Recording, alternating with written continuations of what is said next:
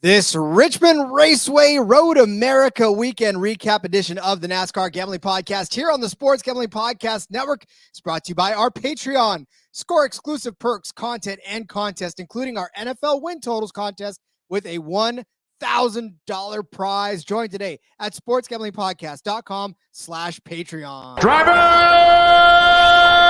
start your engine!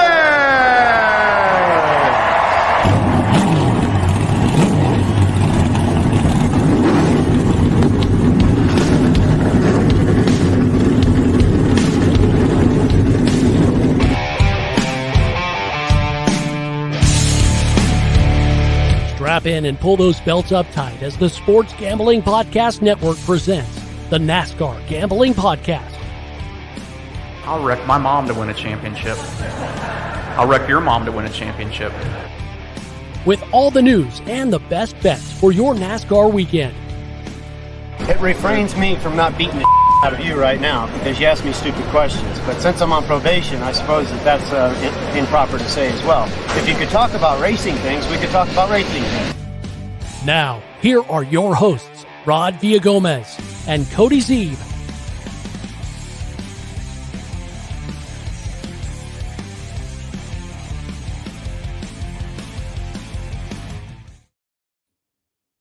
Welcome in, everyone, to the NASCAR Gambling Podcast here on the Sports Gambling Podcast Network. He's Cody Zeeb. I'm Rod Villagomez. Welcome, Twitter.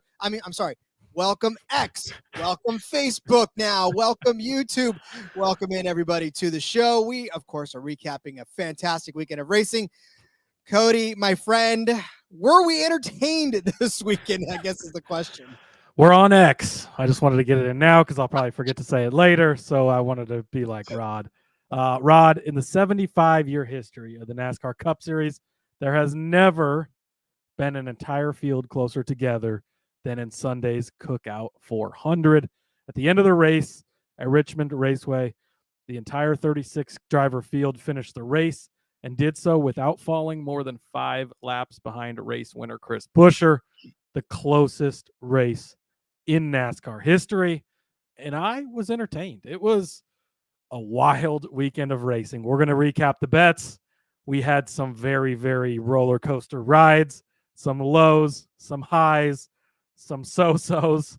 But man, from the racing standpoint, yet again, the entire weekend was so exciting. You know, you had the Xfinity Series race first on the road course.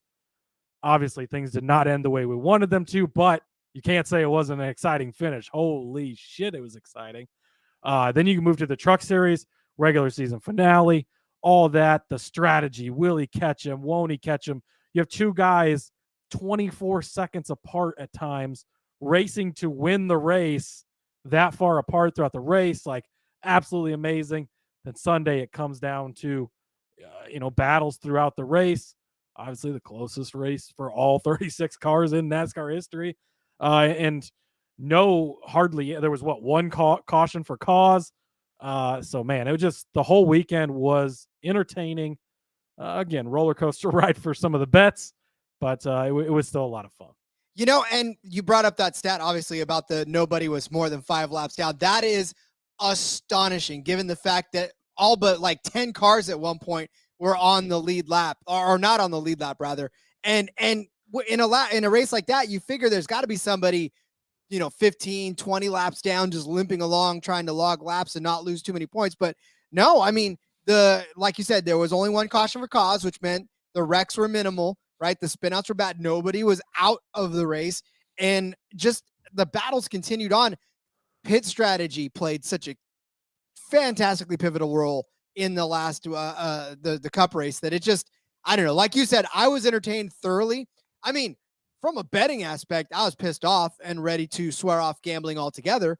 But I will say that yeah, from a fan aspect, this weekend provided some of the better racing that I think we've seen almost all season. So hats off to the Road America folks. Hats off to the folks at Richmond for just having a fantastic weekend of racing. Now, again, wish more things would have gone in our favor. Obviously, we'll get into the full-on bets. But, you know, as we talked about it and we talked about it in the Discord, talked about it on X, not in the club when we were on X, on the app X.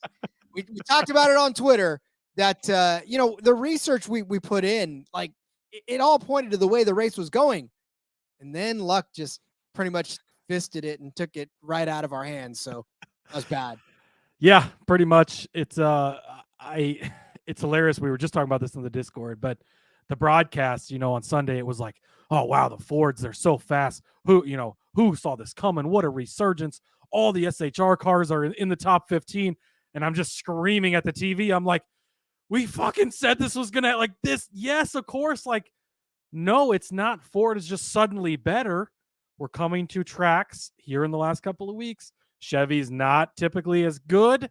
Sure, they won this race in the spring. We get it, but overall, I mean, Toyota's had won 9 in the last 15. There was a couple Fords in there. Hendrick has only won 2 races at Richmond since Jimmy Johnson in 2010. Like, yes, these are Ford tracks. We told you with the SHR, we had multiple bets. We hit Almirola top 10. We almost hit Briscoe top 10, but we told you. And this week, guess what? If there's a matchup against Chase Briscoe, BJ McLeod, Josh Bilicki, I don't care. I will take him because he's going to suck again. And they're going to be like, well, so much for thinking SHR was back. And it's like, you're not paying attention at all to anywhere we're at and why trends are certain ways. Like, I don't even know. It flusters me so much because it's like, of all people on the TV broadcast, the professionals, covering the sport, you should know SHR has been good all year on the short flat tracks, that Ford's been better on the short tracks. I don't understand. You know what really grinds Cody's gears, and that's definitely exactly what it is. Shout out to JDK over there in the chat. Yes, for those of you listening, traditional broadcast-wise, we are, of course, live tonight, having some fun with everybody as we recap what was a fun, like we said, back and forth weekend on the racing circuit at both Road America and, of course, at Richmond Raceway. But before we get too much further into this, we got to tell you about our Sports Gambling Podcast Patreon. It's brand new, and it's the perfect place for the diehard DGen. Sign up for the Patreon. Get access to exclusive content, including the NFL Wins Totals contest with a $1,000 prize for first place, plus a monthly SGP Stories podcast and an ad-free, uncensored show that highlights the best stories from decades of being DGens. Even a Discord channel for you, the Patreons. Sports Gambling Podcast is always giving out their free picks over there, and the Patreon is a great way to support the network and fight back against corporate gambling. You want to find out where to get on all this? It's sportsgamblingpodcast.com/Patreon. That's sportsgamblingpodcast.com/Patreon. Yeah, I mean, but we will never give up our free Discord, folks, which is where we're at. But obviously, if you want a little more, we're going to figure out how we incorporate into it. Because, Cody, as you pointed out in our Slack channel, our internal company Slack channel, the best bets of the weekend just might as well be the NASCAR Gambling Podcast best bet of the weekend, best bets of the weekend, because you continue to give out fire picks, my friends. Hey, you've been on there multiple times as well, but yes, they've been making a pretty sweet video where they, put together parts from the YouTube. I need to do better about looking straight into the camera when I'm making my picks. I'm always reading off my notes, I've noticed, but that's okay. But no, it's been pretty great, right? You could throw some soccer in there, baseball in there, whatever, trying to find like 5 of the best bets across the network. And I'm pretty sure we've made the video every week. And Carson Hocevar 10-1 this week is probably going to make it on there again, unless they just get tired of having us on because, hey, we might be the best show in the network right now. All I'm saying is that if other shows want to be on that, and they got to give good picks. That's all there is to it. Cody's giving out the 10-1s. 10-1s are hitting. It's going to make the video every week. It's like, how can and I'm going to go back in the day. How can a Barry Bonds home run not make SportsCenter's top plays every single week when he's hitting them every single week, right? I'm just exactly. saying. That's just how it is, right?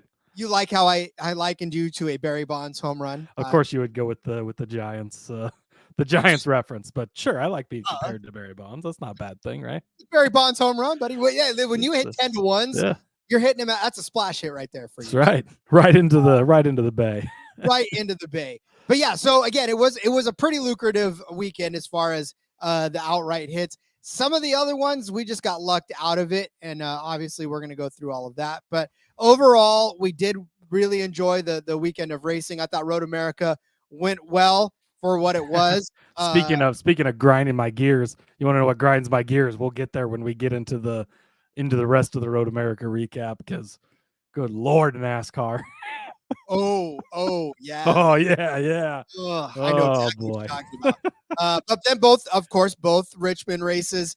I'm telling you right now, sometimes it's very difficult, and you guys know this out there watching right now. You can feel exactly and listening. You know exactly. You can enjoy a race, but look down at your ticket and go, "That was the worst race in the entire world. How in the hell did all this happen?" But it's like you just got done being entertained until you look down at your ticket. You're like, "Oh man, this sucks." So that's kind of what it was for us this weekend. Yeah, it can be that way at points.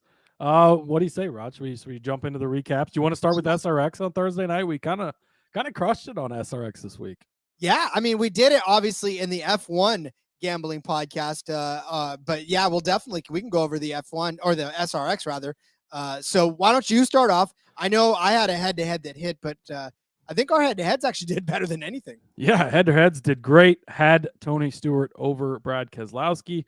This was a battle. They were back and forth throughout the race. Stewart ends up third. Keselowski ends up fourth. So that one cashed at -115.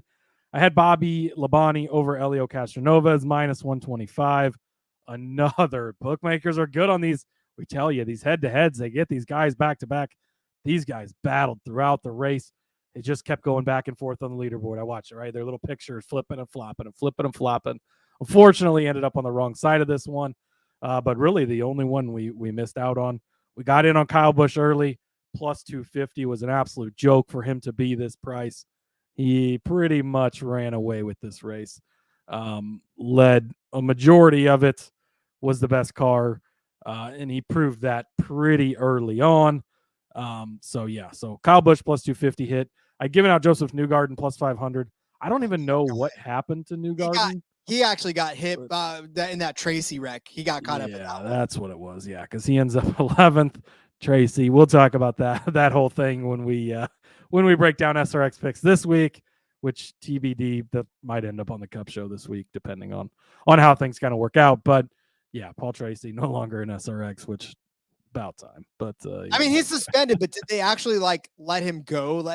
I saw. I mean, if you're suspended after the third race of a 6-race season, like, you're probably not going to be back this year. Yeah, that's. We'll see if he comes back next year or not. But yeah. All right. Well, I had Haley Deegan over Ken Schrader. And listen, were it not for that wreck, I think Deegan may have had a really difficult time staying ahead of Ken Schrader. She was there and then she wasn't. She was there and then she wasn't. So, Ken Schrader got in it. Haley Deegan got in it too, but managed to drive off. And all you need is one more lap than the person that crashes out. So, Haley Deegan won this -120. And then I Clint Boyer over Mario Andretti. And hey, Clint had something for the field. Boyer was fast. He showed up. He wasn't messing around. He showed up to play. Yeah, Clint definitely was amongst the top. And then I thought they were going to throw one more caution in there to tighten it up for Clint Boyer. So and then JDK saying he hooked Tracy's left rear. Schrader? Yeah. I don't know about. I don't know. I'd have to watch it again. But Tracy just, I don't know why. I never understood why he was in that series. It's like he didn't seem to really bring much to it. He had a feud with everyone, like him and Tracy's left rear starts behind his front bumper. Yeah, okay. I got what you're saying. I'm picking up what you're putting down now. Yeah, right? Tracy got out and said, "Oh, I guess, That's right. I guess I got my left rear." hooked. It's like, nah, brother, you didn't do that. So, But, no, Newgarden. And it was Newgarden that hit him, whatever. But yeah, it's and then you had Boyer 12-1 to win. So obviously first and second on two of our winning picks there. So ended up pretty good over on SRX.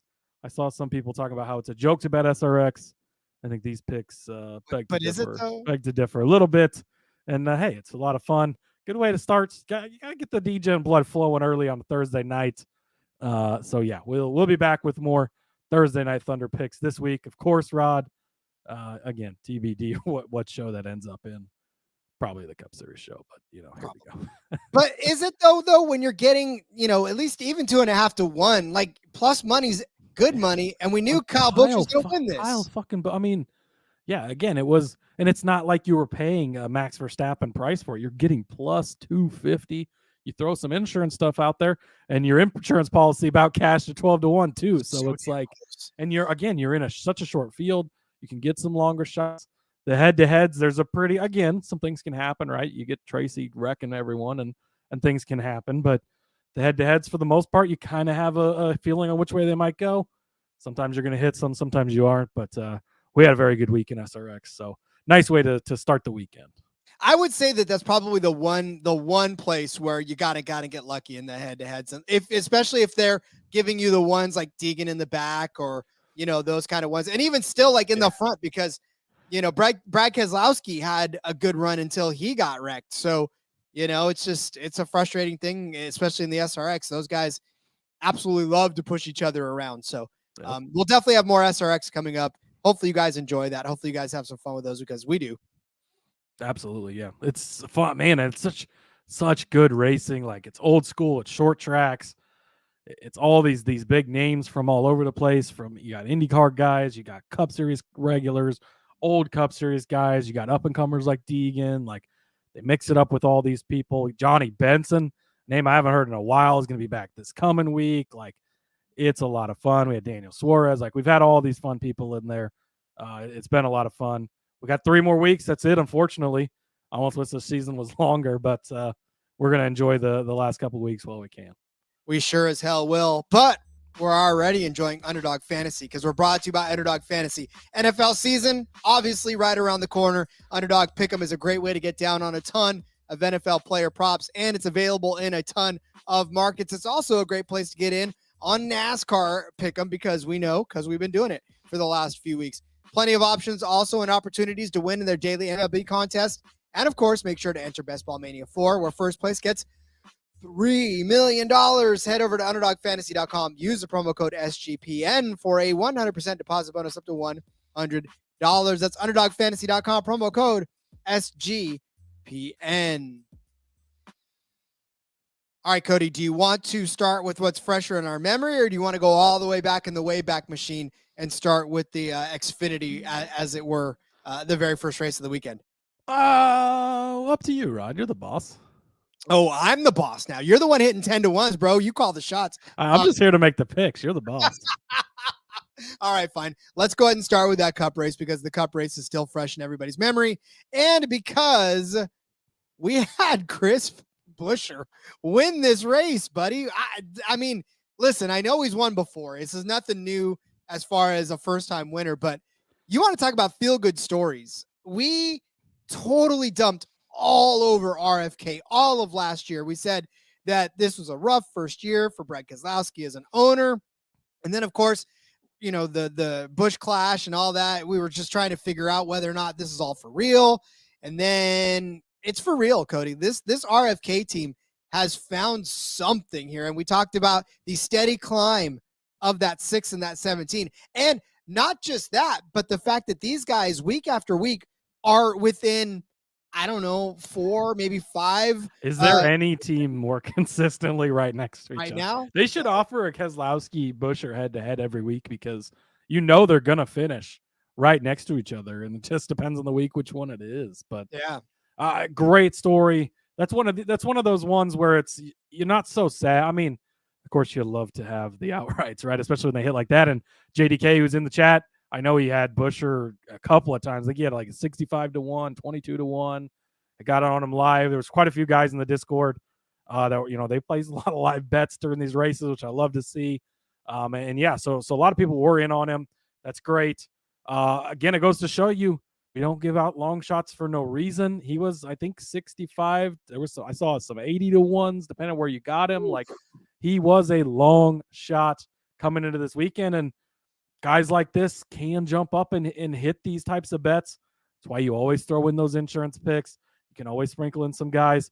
RFK, though, I mean, we did bag on him a lot last season because going into last season, we were so high. I mean, we were right out of the gate. We're like, RFK, Brad Keselowski, Roush is back. Like, here it comes. And then it was just like, oh, boy, what's going on there? But obviously, we started to talk about it at the end of the season, right? Things started to ramp up. Bristol, Keselowski dominates the race. Buescher wins. We come to Richmond. Keselowski looks really good. Makes the mistake. Keselowski and his mistakes, Rod. Gosh, he just, he's turning into the Sheldon Creed, Ty Majeski of the Cup Series. It's like, he did drive the number 2 for a time. Maybe there's, man. But if he stops making mistakes, he could have easily maybe won that race too. But it just, man, RFK is continuing to impress. Buescher's 3rd career win now, 2 in as many years, right? He won one last year, won one this year. Actually locks himself into the playoffs.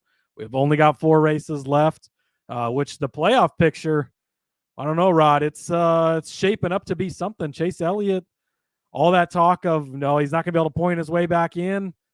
Maybe he can point his way in now. I think he's only 35 below the cutoff. He's 40 below the cutoff. But over 4 races, that's only 10 points a race to gain on a Michael McDowell. He's been fairly consistent. We'll see. It's going to be an interesting race, these last 4 to finish out the season. But props to Busch. Love to see it.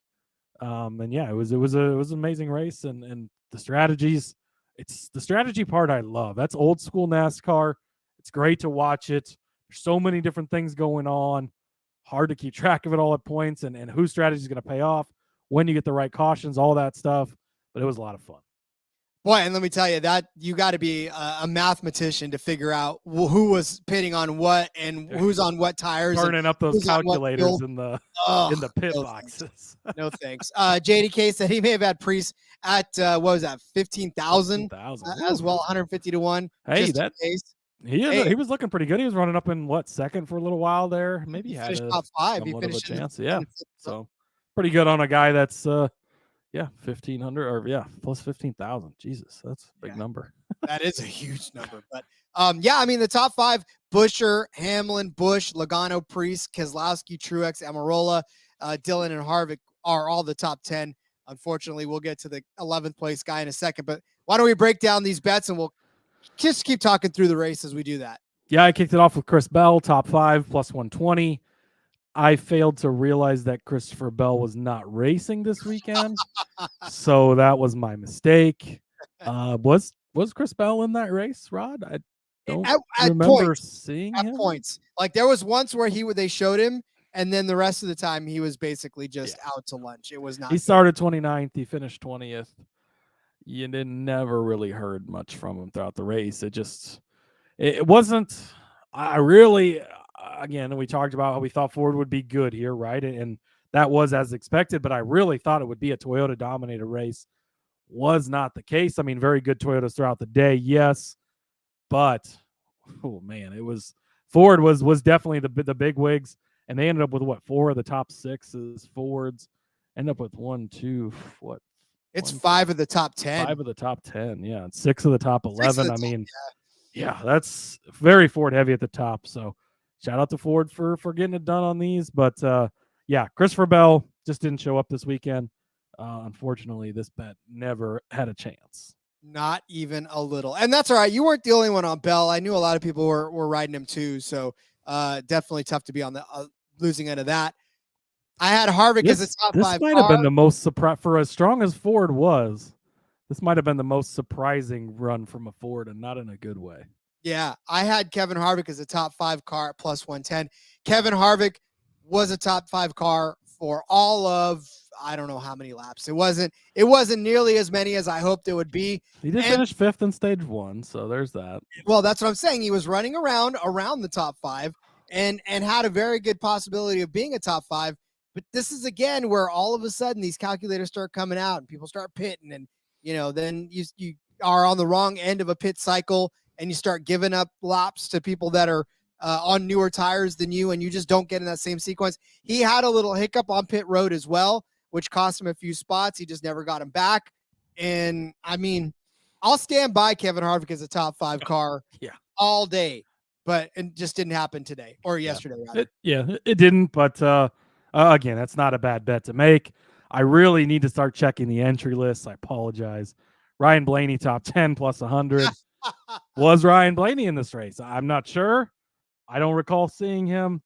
I mean, this is another one that just it never really had legs. He finished 14th from starting 25th, but man, he was not at all competitive. I had really had higher hopes for Blaney in this one, and that was my take. Well, he was running around when the pit cycles were. I mean, you saw him at the top of the leaderboard. Everybody got to the front during pit cycle. That's what I'm saying. Like, he was there, so he got some camera time. But once everybody came out of the pits and started unlapping themselves, there was no way he was getting there. So yeah, that's a little frustrating for that as well. All right, this one pisses me off.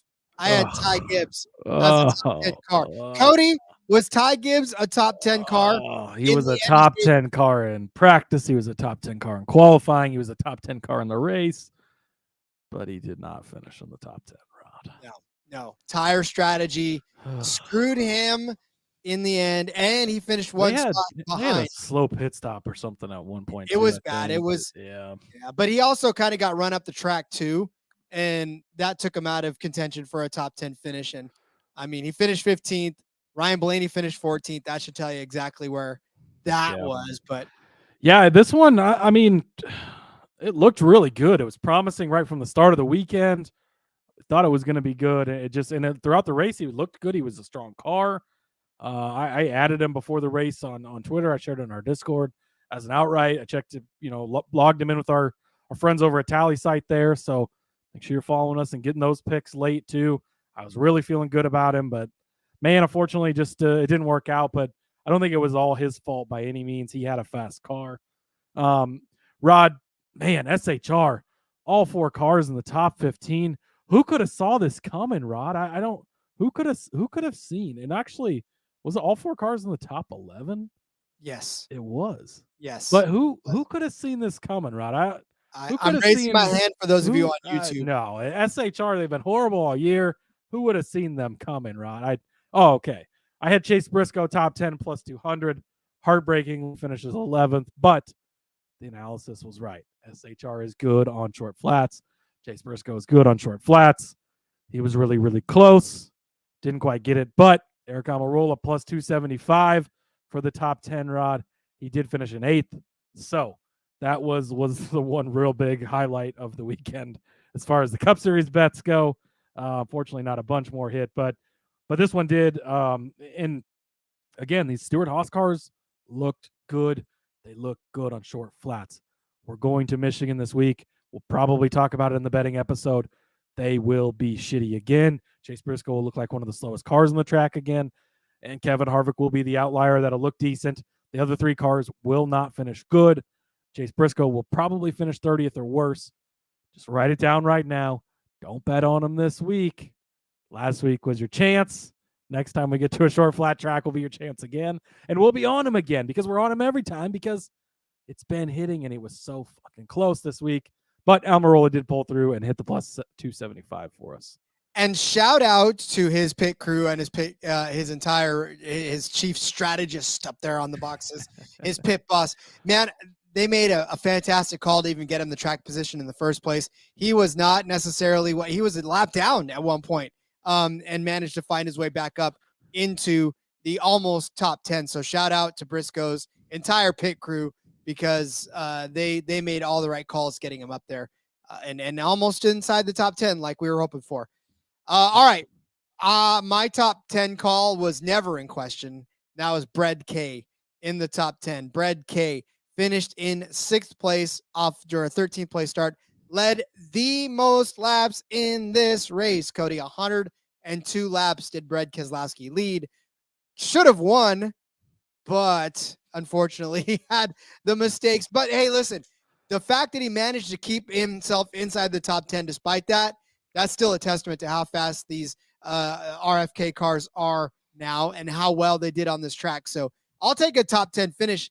I called him as a top 10. In fact, I called him as he hit the underdog pick as well for this. So I was pretty happy about both of those. Oh man, it sucks for Brad and he made a mistake, but shout out to Brad, shout out to the team for realizing they had the 3 tires in the pit box. As Letarte very quickly on the broadcast pointed out, that's a perfectly legal pit stop. They didn't hesitate. They got the pit stop done. He got out of there. Of course, it was slower. It did take time, but could have been much more catastrophic than it was. Obviously, when you lead the most laps and that kind of ends your day, it sucks. But he recovered and got a 6th place finish, gets a top 10. He's looking almost as locked into the playoffs as you can get on points. Things are looking very good for him. So good call by you to get that at even money. I had Ryan Blaney top Ford and Denny Hamlin top Toyota plus 1,800. Denny Hamlin held up his side of the deal on this, because being the top Toyota, which I said would probably be the case, but the Blaney part was the tougher part, and he was nowhere near the top Ford, finishing 14th, and he was the 7th or 8th Ford on the grid. Unfortunately, again, Blaney just didn't show up, so it sucks. But this one was a longer shot for a reason. Obviously, it's 18-1. You're asking 2 things to kind of happen. We got half of it, so we were halfway there. Blaney didn't hold up his end of the deal, so unfortunately, this one doesn't cash. Fantastic Big Time Rush song, by the way. Halfway there, just hashtag girl dad. All right, this next one I had was cashing, and then it didn't. It's so frustrating for Kyle Busch because he was bad, and I mean bad, to start this race. Bad for a better part of this race. Chase Elliott was running around inside the top 5. I mean, the top 10 for the most part, too. It wasn't, Chase Elliott was not having a winning run by any stretch of the imagination. But you want to talk about this pit strategy and just being able to because Kyle Busch was a lap down, too, at one point. And all of a sudden, Kyle Busch decides he wants to figure out how to get it done all of a sudden. Now he finishes 3rd. He started 2nd, right? But just shuffled out so quickly. Right out of the gun. Yeah, there was no – it's like, how when Max Verstappen shoots out of the box and he shoots forward, Kyle Busch shot out and shot backwards. Like his car had put in reverse. Yeah, he had reverse thrusters in there. But but by the end of this race, it was Chase Elliott, and it wasn't as if Chase Elliott finished poorly either. He finished 13th, but for a 4th place start for Chase Elliott, you would expect it better. But yeah, Kyle Busch manages a good finish, finishes 3rd rather. Hats off to him. I mean, I thought for sure once he fell back that much, once he was a lap down, once he got out of sequence, I thought for sure the bad Kyle Busch was going to show up. But credit to him, he held it together, kept it for a 3rd place finish, and finished better than Elliott. Yeah, for him to recover and hit this 3rd place, shout out to him, because that was great. Again, he's only finished off the lead lap 1 lap down ever in his entire career at Richmond, a track we come to twice every year. Insane statistics from Kyle Busch here, but I didn't really see it from him. RCR short track package has really sucked, and even Austin Dillon was the 2nd Chevy. RCR had the top 2 Chevys, 9th place. For a while, Dillon was the top Chevy running at 13th. Not a good weekend for Chevy. The best Hendrick car finishes 13th. Elliott, rough for them, but not been the best track in the past. This next one, Rod, I had Ty Gibbs over Tyler Reddick. This was minus 120. This one had me sweating at the end there. So you go into qualifying, right, and Reddick just blazing speed. He comes out with it, starts on the pole, but Gibbs was fast too. He's in 7th. I still bet this again right before the race, 10 minutes before the race started. I go, I'm out on Reddick today. I don't care that he starts on the pole. He'd never led a lap on a short track in his career coming into this race. I got down on the Gibbs again, doubled up on it. Reddick looked good early, right? He led the entire stage 1, wins it. His 23-11 teammate Bubba Wallace comes up to second. He finishes second in the stage. They looked good. Ended up with a commitment cone violation on those green flag pit stops at the end. That's what saved it. Obviously, we talked about Gibbs having his little bit of a rough patch there and not getting the best finish, but did finish one spot ahead of Tyler Reddick. They finished back-to-back in 15th and 16th. Yet again, the books hitting on these back-to-back head-to-heads. Can't point that out enough, but luckily we did cash this one. Yeah, I mean, how uncanny is it that once again another head-to-head happens one spot in front of the other? But it's almost like the books know what they're doing. But yeah, here's the thing too. When Reddick popped out of the box and started leading all those laps, I thought for sure. I mean, we knew Gibbs was going to have a top 10 car, but I thought, there's no way Reddick is going to be any worse than third or maybe even fourth. He's probably going to end up having to battle. But yeah, I mean, pit penalties, pit strategies. That is the name of the game at Richmond as far as what's going to win you a race here, because it definitely was tough going. So, all right, I had winning car between 0 and 9. Yeah, that didn't happen. 17 is not between them, but I mean, look at Kyle Busch was up at the front. Brad Keselowski led a bunch of laps. I almost thought for sure he was going to be the one. I was banking on Harvick to kind of be that guy as well. Unfortunately, he didn't get it done, but I mean, Austin Dillon was there in 9th. That had an opportunity. We laughed about it, but Austin Dillon had a real respectable chance if something would have shaken out a little differently. But yeah, I mean, that my number streak comes to a close, unfortunately, this week. Unfortunately, it does. I had Truex to win 5-1. Man, it was for him to recover and end up with a decent finish. He ends up in 7th. Like, that's a hell of a win for that team. It was just a rough day for Truex. Hate to see it, but it happened. Logano 14-1. Woof! I was I was thinking that maybe that was going to cash on that last restart there, Rod. He had something for him. Ends up finishing in 4th as Busch kind of edged him out right before the line. Blaney 22-1. We talked about it. He didn't even show up. Had the Truex Hamlin exacta at plus 1,800. Hamlin did finish second and held up his part of the exacta, but Truex forgot to win the race. So unfortunately, that one didn't happen. Switch from over in the Discord jumps on. He said Hamlin spun the tires on the final restart. He might have had a shot. Absolutely. I thought for sure that Buescher was going to lose that on that late caution. Hamlin was going to steal another one late, but he did make the mistake, and luckily for Buescher, held on and cashed those tickets for some of these guys. I love that they were like, what happened? Like, Hamlin was like, what happened? I don't even know. Like, all of a sudden, I'm shooting up the track and everybody's getting around me. The fact that he battled back for second, though, that's well, that just shows you how fast he was, too. I mean, he was a very, very fast car. And yeah, had he not made the mistake, he likely would have won that race. Yeah, I for sure believe that, too. I don't know, Cody, if the number 5 car was out in there as well. Did Larson show up? It's been a little rough for Larson lately. I mean, he's had some pretty good finishes, but like the Larson we're used to seeing as the favorite every week and as a dominant car and always leading. I mean, he led a ton of laps and won this race in the spring. Never really in the conversation to do anything this weekend. So again, Hendrick not historically great at this track, and that was part of it, but you saw it in the spring, so it was like maybe they found something. I'm not going to hit the panic button on Hendrick yet, obviously, and I think Larson will be fine. But we've kind of been at a stretch here lately where Chevys just have struggled more at these tracks historically.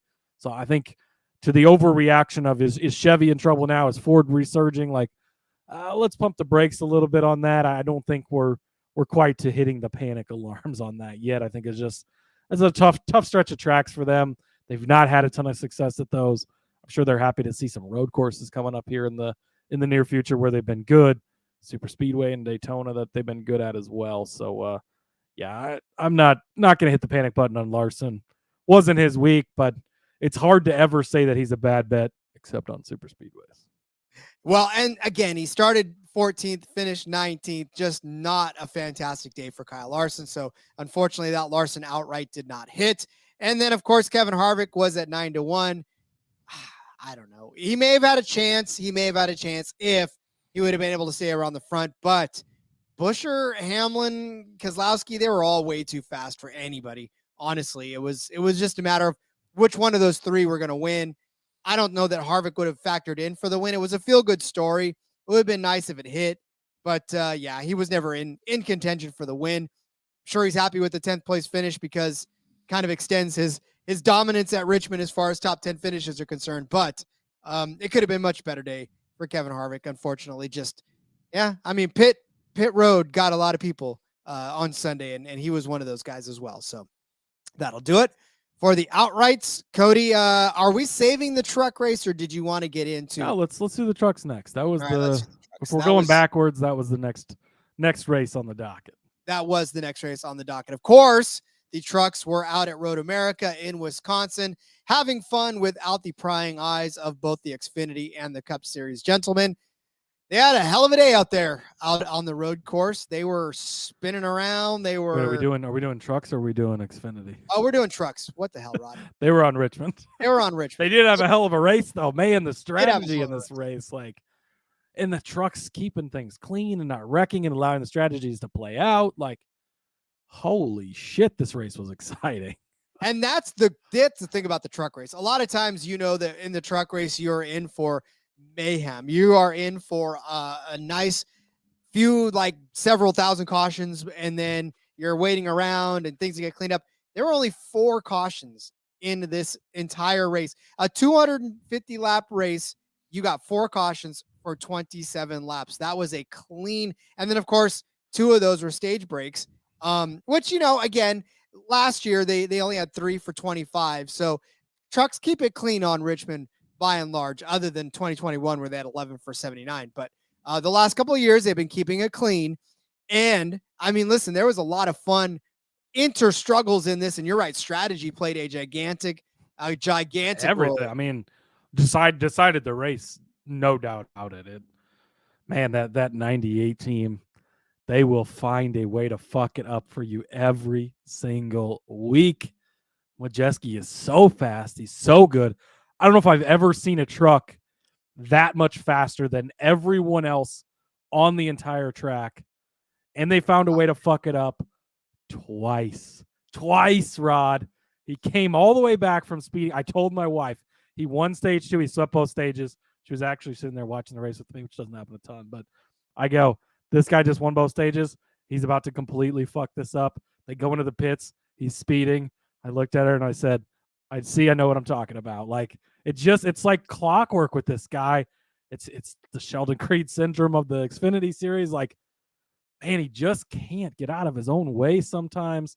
And like Switch said, they did throw it away by staying out. What an interesting call, Rod. When you're that much faster than everyone else, if every other truck in the entire field is on that strategy, why not just join them and beat them? I understand if you stay out and there's a caution that things are different, right? But if everyone else has done it and you're clearly 10 times faster than everyone else, why do you stay out there? And Majeski was not happy about it, as he shouldn't have been. Like, what were you doing? You have the fastest truck on the entire track as the slowest truck on the entire track because he's on such old tires.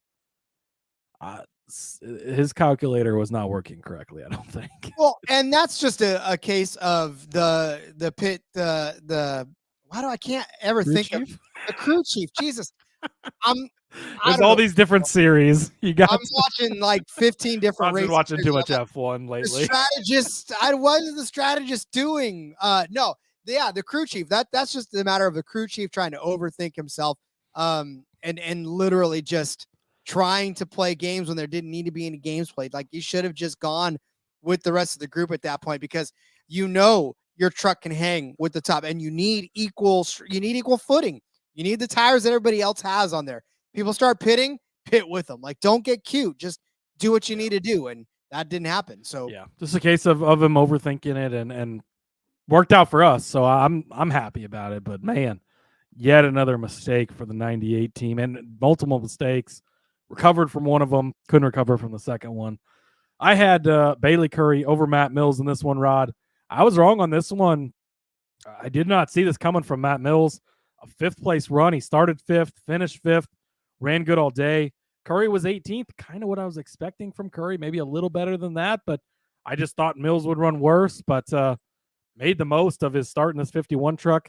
I think he's got one more start scheduled with them. When you get these limited opportunities in good equipment like that, you've got to take advantage of it. And Mills took full advantage of it. So unfortunately, didn't cash on this head-to-head. No, it did not. And unfortunately, my first one did not hit either. And that was Toyota over Chevy. But it was hitting. It was hitting for a good long while, especially for 9 laps when Corey Heim was leading the race. But Chevys didn't even come on until the very end. The strategy is really what killed everybody else. Hocevar had a fast truck. We know that. He was coming up from 17th.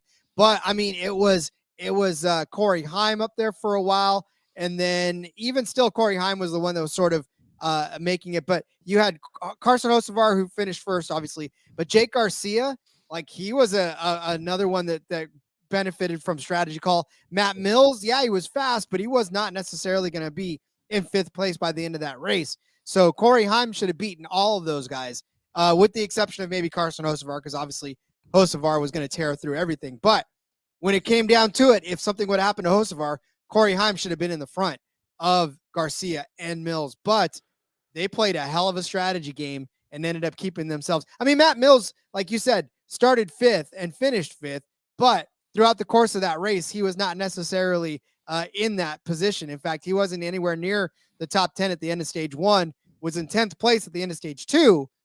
But again, his truck was not necessarily going to stay around the top 5 until those strategy calls. So I think this one should have cashed. I'm a little pissed that it didn't, but yeah, again, Heim had his flashes, right? And that's kind of who you're banking on when you're taking the Toyota side of things. I didn't blame you. I would have taken it too. I did, however, have Carson Hocevar top 5 plus 140. Obviously, he wins the race. So yeah, a good run by him. All the true ovals here lately. If you throw out, I think it was throw out Chicago, or wait, they didn't race at Chicago, but throw out Mid Ohio rather is where they went. And Pocono, just because it's not an oval, it's a triangle, right? But that's like 5 or 6 top 4 finishes in a row for Hocevar. Been tearing it up. Multiple wins on the season for him. I think that was his 3rd win of the season now. So yeah, top 5 plus 140. Really good value, and that one hit for us. It sure did. My next one did not hit, and that was Christian Eckes over Nick Sanchez. This one was cashing at the end of stage 1. This one was cashing at the end of stage 2. This one was cashing for a better part of the race. Unfortunately, Eckes finished in 11th. Sanchez, God, that guy, he finished in 8th. And that was pure strategy. Eckes was on, I think, older tires at the end of that race. And Sanchez just was able to creep up a couple of positions above him. And like I said, this one was cashing for, I got to say, 95%. Eckes, yeah, I mean, Eckes was 4th in stage 1 and stage 2. He was 4th basically the entire day. Right behind that group of fast cars or trucks, Majeski, Rhodes, Heim. I mean, those were the main 3 up front the entire day. Eckes was right there with them. And then Sanchez comes in on the strategy, gets you late. Unfortunately, that will happen. Ben Rhodes, top 5, plus 250. Might have been one of the best bets on the entire day, Rod. Ben Rhodes was fast. Ben Rhodes looked good. Ben Rhodes was so fast. His was a commitment violation, right? He missed the box, had to do the drive-through. God damn it, Ben Rhodes, what are you doing? You're killing me. Ends up finishing in 12th. He started, where did he start? He started 4th. 4th, yeah. 2nd by stage 1, 2nd in stage 2. I believe he was 2nd when he came into pit. And, jeez, Rhodes, you're killing me, man. Plus 250 out the door. This was a good bet. I would place this one again. Unfortunately, the way things shook out with that penalty, it did not hit, but it easily should have hit. But despite that penalty, he still managed to cash this next bet, and that was Ben Rhodes over Taylor Gray. Ben Rhodes did finish how many spots above? 2 spots, man. These Bucks are good at this. I'm telling you. For Ben Rhodes's struggles, he did manage to finish better than Taylor. Taylor started 19th, finished 14th. Taylor was running around in the front at points and fits and spurts in this race, but only really because of strategy calls was he even a factor toward the front. Obviously, as the leaders were doing their things. I mean, look at 95% of this field was not even on the lead lap. I mean, there was only 7 cars that finished on the lead lap, or 7 trucks rather, that finished on the lead lap in this race. So, I mean, you got that's how dominant the top cars were all day long. Ben Rhodes was not even on the lead lap in 12th place. So the fact that he was able to find his way above Taylor again after having that trouble, testament to how fast that truck was. So thank God he cashed that one for us. Yeah, luckily held on to that plus money. That was a great call by you. I had Matt Benedetto top 5 plus 550. Looking back, maybe should have thought more about him being conservative, just trying to point his way in. But I thought maybe they would play some strategy at the end and try and get him up there. Didn't work out. Plus 550. I still don't think it was a bad bet. Just at the price you were getting. Ends up 17th, kind of where he just was all day. I mean, he did start 10th, so he was good in qualifying. He finished 10th in stage 1, but then kind of fell out of the top 10 after that and just hung around again. I think they were being ultra conservative, just trying not to lose that. But points cushion, obviously, Friesen struggled all day long, and after starting near the back and never recovered. So they just wanted to make sure they pointed in. Smart by them. Unfortunately, did not cash the top 5 bet. No, and it's Matt Benedetto. What can you say? Like you said, 5.5 to 1's a pretty decent one for that one. All right, so because the racing number gods wanted to just pile on me this weekend, they denied me of my winning truck under 23.5 as well. They were catching up on their books, Rod, and noticed they'd let you have a few in a row. Yeah, they were like, nah, this Rod guy, his luck's about to run out. So, winning truck under 23.5. And honestly, all day long, this was not going to cash because you had Majeski up front, you had Rhodes up front. For like a shining moment, you had Corey Heim up front, and that was like, okay, cool, this is going to hit. But Grant Enfinger was nowhere near the front. I mean, he was finished 9th, but again, did not factor into the lead of this race at all. It was literally just Majeski. And the fact that even Zane Smith found his way to a 3rd place finish was impressive, but still not under 23.5. Yeah. Garcia at 35, Matt Mills at 51, even Crafton at 88. Yeah, this was not going to hit, and it wasn't even close. Yeah, unfortunately, it didn't hit. You mentioned Corey Heim. I had him at 3 to 1. Not quite as good as I'd hoped. There were points in the race where it was like, okay, and then he short run truck, I guess. I don't know. Kind of just kept falling off. Ends up in, where'd he end up? 6th. So, an okay day, but kind of disappointing for Heim standards. He qualified 2nd. You're thinking, okay, here we go, right? He's going to Heim time it again. Locked up the regular season championship after stage 1. Maybe decided that was good enough for the day. I don't know, but didn't quite have it, unfortunately. Had Ben Rhodes at 20 to 1. Oh, he was the 2nd fastest truck all goddamn day. I thought he had a chance for his teammate. Majeski was even going to do things to throw it away for us, and Rhodes is going to be right there to cash. Unfortunately, the commitment line violation didn't get all 4 tires inside the orange box, so Rhodes was out of the picture. But Carson Hocevar 10 to 1 did hit. He'd been on a hot streak. He'd been looking good. He's been tearing it up. Felt like his price was perfect at 10 to 1. This one hit for us. This was the racing gods writing us from the Xfinity Series, which we'll cover here in a minute, unfortunately. But they did get us back on this Hocevar one. Not necessarily the best truck, right? Majeski was clearly the best truck. Whew, gave us a sweat. My calculator was on fire. I was doing math. How many seconds is he cutting off each lap? Which trucks are going to get in his way? Is he going to catch Majeski? Was it 3 laps to go? I think he caught him. Once he caught him, he made quick work of him. I was really hoping Majeski wasn't going to take them both out because I thought for a second maybe he would. But Hocevar holds on 10 to 1. Thank you, Majeski and crew, for fucking it up yet again. Appreciate you and helping us cash this bet. I mean, that's a feel-good one right there. And you're right. It definitely made up for the fact that we got totally hosed in Xfinity. I had Grant Enfinger as an 8 to 1 odds boost. Again, we talked about it. Just wasn't necessarily a factor all race long. I mean, he was a fast truck in the top 10, but never really jockeying for the win. So, oh well. Like I said, I didn't necessarily feel all that great about it. I just thought 8-1 was a good price on that price boost on a truck that had won on this track already. So, no, it wasn't a bad bet overall. Just wish it would have come out better. So, all right. Speaking of the Xfinity, let's get there in a second. But let's also tell you about a show we love that is also on this network. Hey, everybody. If you play fantasy football, especially in auction leagues, or you're a whiskey fan. yes, exactly. Check out the Sports Gambling Podcast Fantasy Football Channel show, Old Fashioned Football. Coming to you every Tuesday morning, give us a listen. We'll bring you the latest fantasy football data, including The injury report, studs and duds, waiver wire targets, and suggested fab. market movers. After all, we are the Marks, He is my hubby. and she's J Mark's wifey. And we're bringing all this to you while drinking an old fashioned and giving you our honest review of a different whiskey every week. All that and more. Hop on over, give us a listen, come for the football, stay for the whiskey. This ad's almost done. Going once, going twice. Sold. My favorite time of the year, Rod. Oh, it's Well, one of my favorite times of the year. Fantasy football drafts are happening. We're getting full core into it. Last night had an auction draft. I got their guy, Justin Fields. They're big fans. He was the first guy nominated. $200 budget. I got him for $35, which is like $8 under his thing. Justin Fields, I'm going to tell you right now, will be the number one quarterback in fantasy this year. Go draft him. You're welcome for spoiling it for you. I've seen the script. He's going to be good this year, Rod.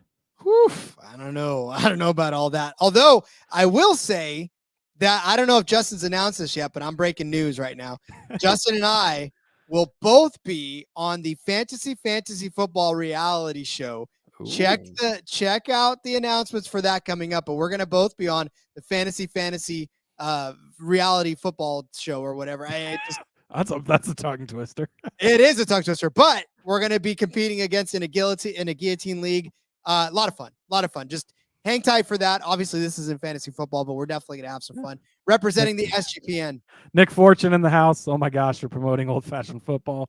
Ugh, he says, good friend of Justin's. I don't think he can get away from him is his problem, but that's all right. Love you, Nick. Thanks for joining us. Iowa sucks, just to remind you. You know what else sucks, Rod? Getting burnt out of road race wins. You know what sucks, Rod, is when they tell us, right, a car spins out of Pocono. Clearly, he's not fucking going anywhere. Throw the caution flag, right? We'll re-rack it up. We'll have overtime. This is how it should be done. This is how we've been doing it. We should be trying to end these races under green flag, right? We don't throw the caution. We let them race back around to turn 2. Then we decide when to randomly throw the caution instead of racing to the fucking checkered flag line and saying, well, I guess you get to fucking win the race today, right? Well, if this would have been Richmond or Bristol, a short track, we would have had to throw it because Rod, well, there just wouldn't be time, right? So when we go to a 4 fucking mile track and somebody spins out when the leader's 2 fucking corners taking the white flag, let's see if he can get fucking started. You could literally race.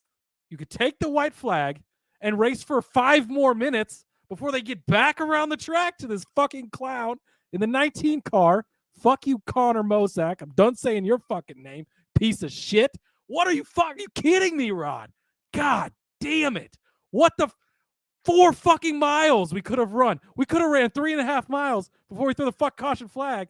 But instead, we throw a red flag. There's oil all over the whole entire fucking surface of the track. All 4 miles. I think he dumped some on the interstate leading to the track too, just for the hell of it.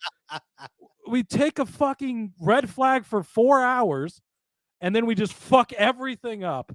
God damn it. This race pissed me off so much. Fuck you, NASCAR. What the fuck are you doing? Just give us some motherfucking consistency. God. JDK says, tell us how you That's how I really feel. Like, this has been boiling inside of me since Saturday afternoon. Thank God Carson Hocevar won Saturday night because that calmed me down a little. I was about to start breaking things. I was gonna rip the TV off the wall, as the Searcher for Profit always says that. TV's coming off the wall tonight. Oh my God, I was so fucking mad after that. What a 4 mile track, Rod. Yeah, what? That's like saying do the same thing you did last week. Yeah, it doesn't make none of it made any sense to me. And the day started off not making sense to me because we saw several things go wrong that just, when you. So here's the thing. I've been having a deal lately because I've been giving out some free picks for soccer lately, and they haven't necessarily been hitting. But the thing of it is that you say to yourself, you put in the research, you do the things that you need to do in order to come up with the stats and the backings that you have, right? You pour into the numbers, you find the trends, you see what you're looking at, and you say what your educated guess is. I don't drive the damn cars. I don't get out on the field and kick the damn goals. All I can tell you is what I see on paper and what I've seen before. Like the same thing with what we talk about when we talk about our outright winner. That dude owns every single record for the Xfinity Series when it comes to road course races. How on God's green earth are you not going to say that he's a good car on this track? Then he doesn't come out. There are cars that we told you they have finished better than this person over the course of the last 500 years. Well, I'm sorry if this one time they don't come out and kick a damn goal and finish 0-0. Like, how am I supposed to predict that? I don't go out there and play the damn game. I just tell you what I see. So, like with NASCAR, I was already having a bad day because of that. And then, of course, all of the bets that we had cashing stopped cashing, especially after that incident. And I was like, for the love of God, like, what are we doing here? Like, I was already pissed off. So. And a good time to remind you, right? This is gambling. We all know what gambling is. You're taking a risk. Like, we can literally put all of the research into this, and we did. And all of the research made us ladder Allgaier. I had him to win 12-1. I had him top 5 at 170. I had him top 3 at plus 340. All of these things should have easily cashed. They were all the correct bets.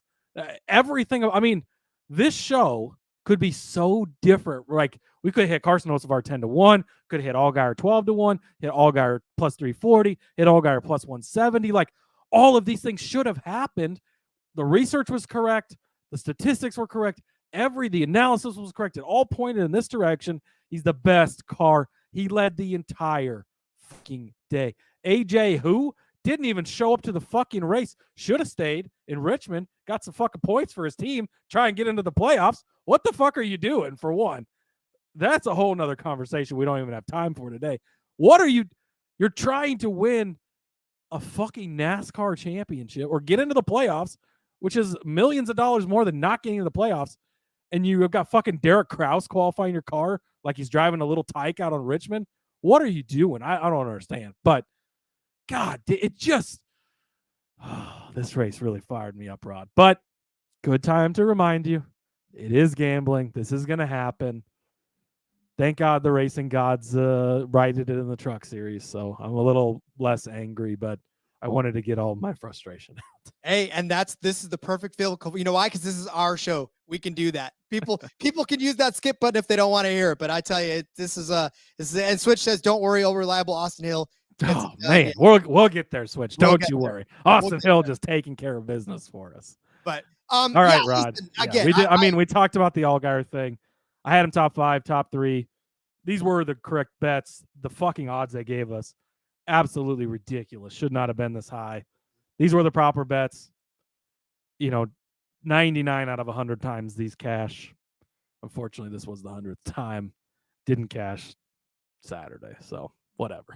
We're talking like a frog's hair away from cashing all of those, and it was definitely frustrating. So I had Allgaier over John Hunter. This one actually cashed, and John Hunter ran into some pretty bad luck on that one too. At least you still lucked out on this one, Rob. Yeah, this one was because again, listen, Allgaier goes from finishing. Where did he end up?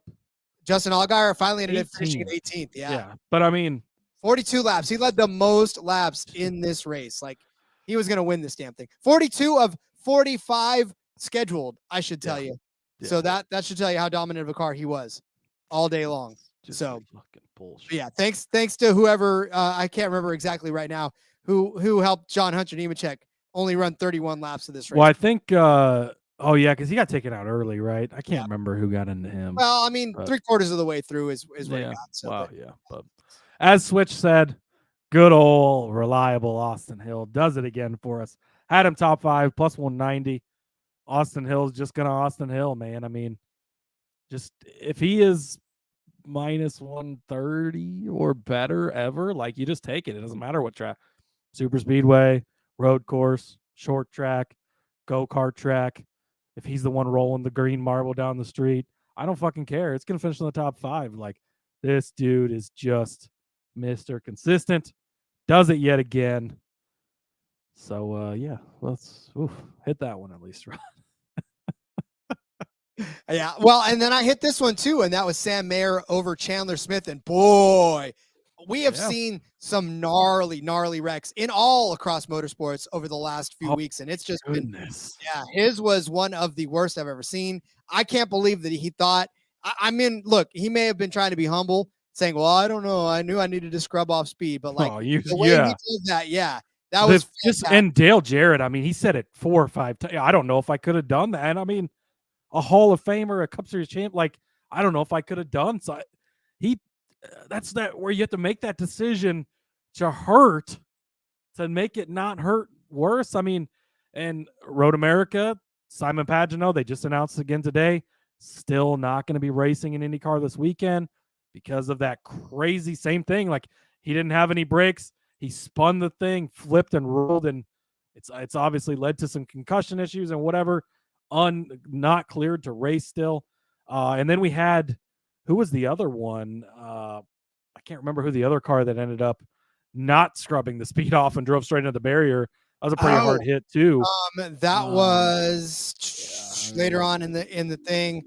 Was it Moffitt? No, that wasn't Moffitt. That wasn't Moffitt. I believe it LeBay. It was LeBay in the 08.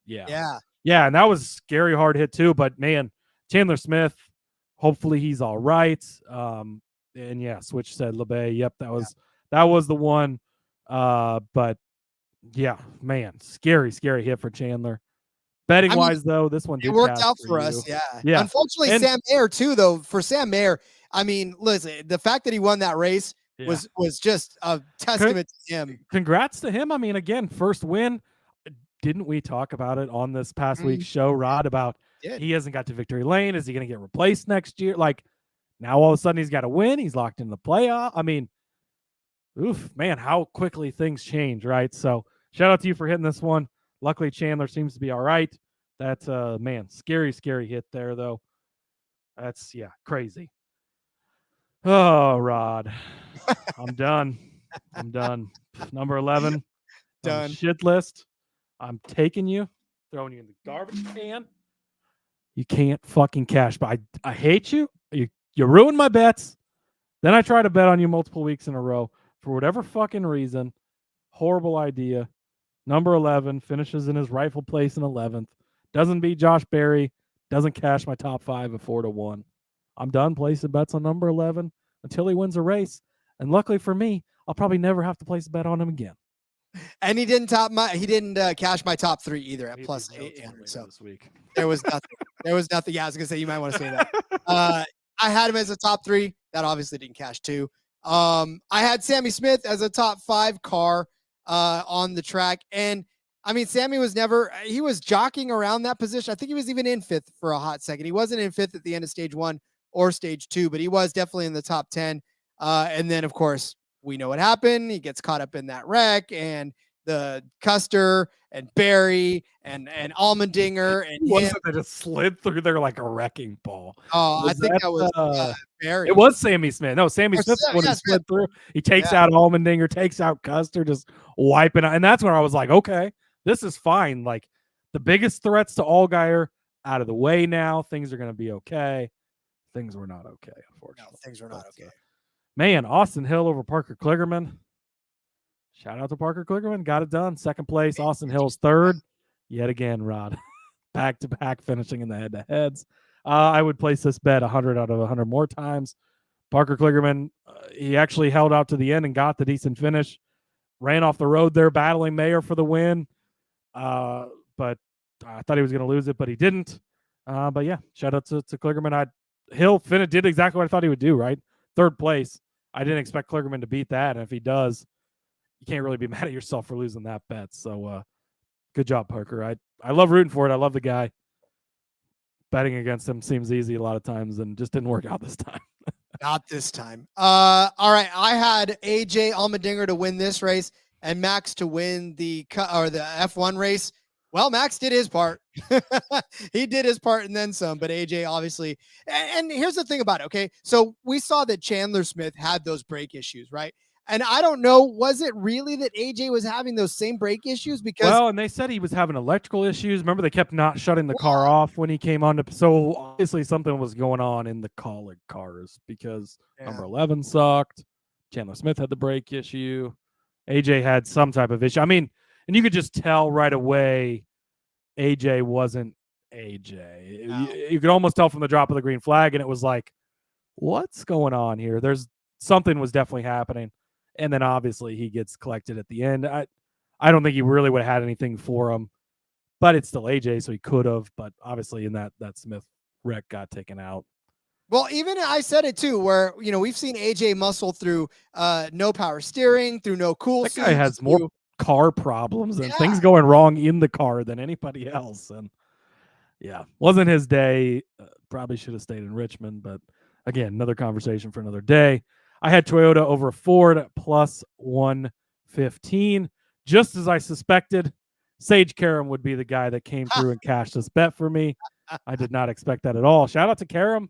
Chance to win that race. He was close. Yeah. It would have been a pretty heartwarming story there. What are we, 14 races into Road America, 14 different winners? They kept saying it was 13, I believe. So now it's 14. Crazy. But Karam finishes third. Herbston Karam fourth, rather. Herbston fifth was the top Ford. My main argument on this was if something happens to Custer, if Custer gets taken out, exactly what happened. I expected a different Toyota to be up there, but hey, Karam did it, so it still counts that way. Cash that one at plus 115. Sure does. I told you AJ at even money, but even then, we still sort of said, listen, both of us were on Justin Allgaier. Hot and heavy on this, but we also said it'd be kind of irresponsible not to take AJ at even money. Obviously, if you took him, sorry, and if you took Justin Allgaier, sorry. But my insurance play was also Sammy Smith. Had some legs at certain points in the race, maybe at the end if chaos would have struck and he'd have been there. Who knows? It could have happened. So, I don't know. I still think Sammy Smith was a fast car. He just came in like a wrecking ball, like you said, and didn't give two shits about anything else other than that. Yeah. I'm not sorry if you had Justin Allgaier because it was the right pick. 12-1. Fuck you, NASCAR. Jesus, what are you doing? Come on. Austin Hill, 18-1. Third place. Exactly what you expect from Austin Hill. Be there at the end. Mayer and Kligerman could have easily taken themselves out, taken each other out on that last lap. Hill could have snuck right into this. Boy, how that would have changed things. Allgaier gets taken out. I'm so mad. Then all of a sudden, Hill comes through and wins. That would have been great. Unfortunately, it didn't happen. John Hunter, 18-1. Probably need to reconsider betting him at road courses because John Hunter thought he was driving monster trucks, the JDK says. And can't really argue with that. I don't really know what was going on in the John Hunter camp this week.